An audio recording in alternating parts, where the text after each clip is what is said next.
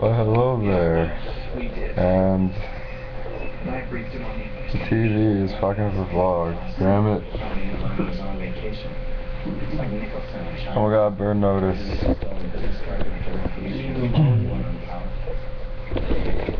Oh, there's no mute button. Dude. Alright. Anyways, well, hello there, and welcome to another Dyrus vlog. I am in a hotel room. Yeah. Hello. So, here's this guy. And I just took this laptop, and so now I'm doing a vlog. Anyways, so I've been missing a couple of vlogs, but since I'm here now with one, here I am. For things related to League of Legends, what I've learned from the tournament is that on Jace you can really snowball your lane by rushing Brutalizer, and I've seen it done a lot, but I never really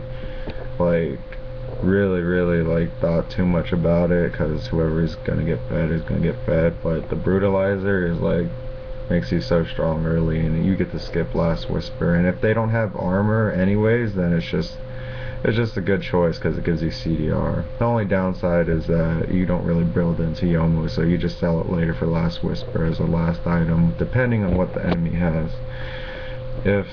Whether it be a last item or not, it depends on what the enemy has. You might have to sell it early for a Last Whisper. Then I've already said in my AMA, but once again, the Dyrus versus Jace.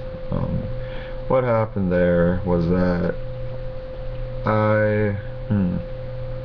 so a lot of people are like, Dyrus gets countered by Jace, and I've said that before, but from my experience and from Westrace's experience, it depends on your jungler really too.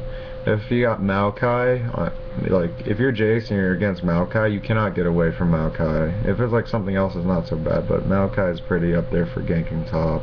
It's really difficult to get away from, depending on who you are, unless you're Gangplank or something. The way the Dyrus Jace matchup works is he has range on you, of course. Every time he goes for a CS, mid auto attack animation, you pull him in and chunk him to half, and you should have tab eye. As long as you're even on items, and if you can survive till 6 with your potions, you have wave clearing power, and you're better 2 versus 2 with your jungler, just by a little bit, since Jace has so much utility. Jace can just sit in the back while the junglers tank, but you know, it also depends on if he can hit his skill shots or not, or if I can hit my pulls or not. But for my thought process, I don't really need to explain that much because I've said in my AMA a lot, but what happened was that we were all pressured and we're in the game, so when Audwin ganked top, he used exhaust very early, so Jace Q'd to him, and then Jace flashed and E'd him back, and as Autumn ran back, he got chunked. And I guess during that time, I should have flashed E'd, but I don't really remember that much. It's kind of fuzzy. But the idea was to make him flash, and then come back later and exhaust him. Then he's instantly dead. Yeah, I could just flash E. And if you're against Dyrus, flash E, or just E in general, is very scary because you get slowed and you get dotted. And if he's 6, then he does a lot of damage. He also is very good against melees, so that was my thought process on that. I definitely still need a lot more practice with him, although he's not really the hardest champion to play, but I think he's very good, and that if I just played better, it would have been fine. Then what else did I learn? I also learned that Aurelia, even I should actually already know, but team fights, I picked Jace and I went Triforce and Brutalizer. Triforce was not the right item to go, because Skarner just flash ulted me and Aurelia went on me. I instantly died from the suiciding Vlad onto 5 of us, and I was useless that fight because I didn't position myself well enough in advance, and I didn't use the summoners, and Then fell asleep. Then fell behind, even though we had like a huge lead. So that's it for that. Top laners, I'm going to be learning probably Aurelia finally, because it's been so long. There's no excuse for me to not know her. She's like, I feel like you can play Aurelia against almost anybody. And I'm going to be lowering my champion selection from like playing a lot of champions, oh I can play that one too, to about 3 or 4 that I can play at a very, very high level without messing up no matter what, instead of like not so sure. And when people are like, oh Dyrus, but people like Froggen and Alex Geach can play like 12 champions middle at a top level.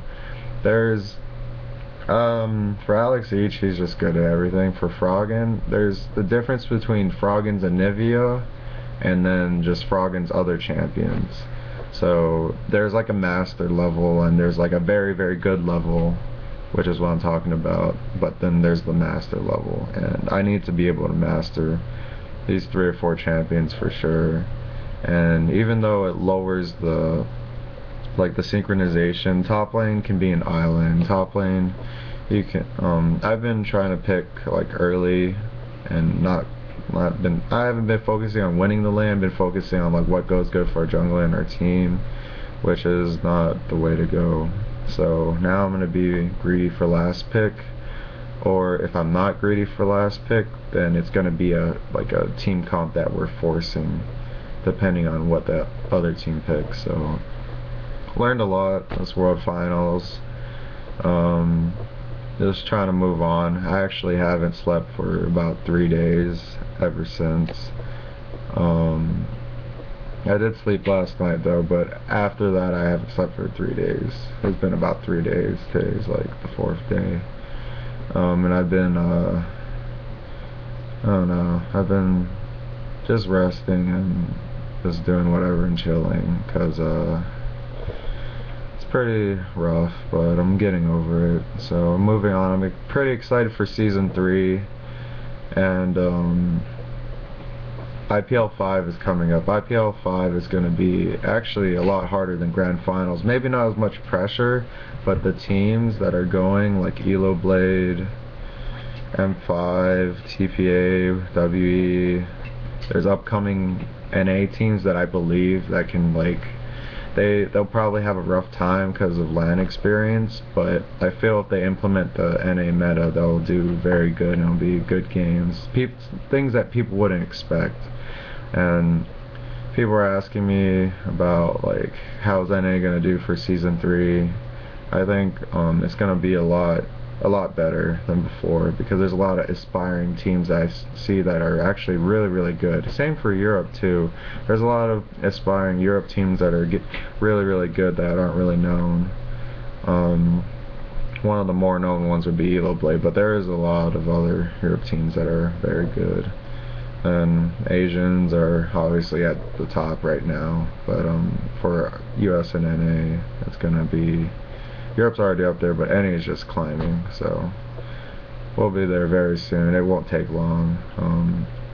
We'll be able to adapt and we'll learn the new strategies, and the LAN experience from Worlds is invaluable. Like, the pressure is like way more. Playing with a comfort level plays a big part. So what else do I want to talk about? Oh yeah, this is actually what I wanted to say in the vlog in the first place. We're gonna be in LA till next Sunday. LA, what the hell? Are we in LA? We're in Universal. We're gonna be around till next week, so maybe I'll do some fan meetups. Not sure how I'm gonna get around. I've been trying to figure out the hotel stuff first before I could like actually go around.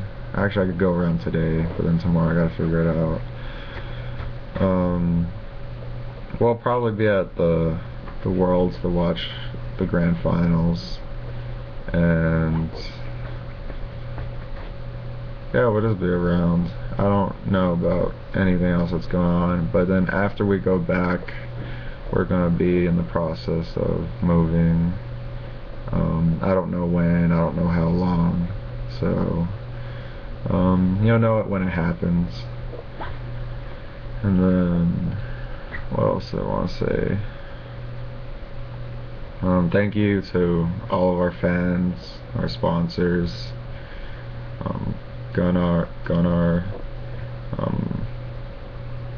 Origin PC, Razer, Ventrilo, and Solomid.net. So anyways, thanks for watching. This button.